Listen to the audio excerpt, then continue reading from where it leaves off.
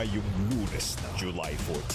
Nakita ko na ang kabaluktutan ng pamilya ko, mga magnanakaw at higit sa lahat, mamamatay tao!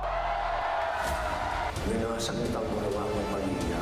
Pinatay niya ang sarili niyang kapatid. Hindi mo kailangan gawin to. Laban ko to. Naging laban ko din to. Pinatay ni Miguel to, pamilya ko. Aalingasaw ang kabulukan. Paksi ako kung paano pinatay ni Miguelito Guerrero at kapatid ni Tanggol na si David.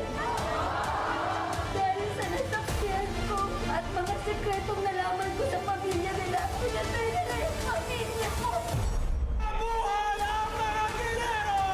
Dadagundong ang sigaw. Tatanggalin natin ang korupsyon sa Kikilan! At yayanig ang pagsabog ng kasamaan.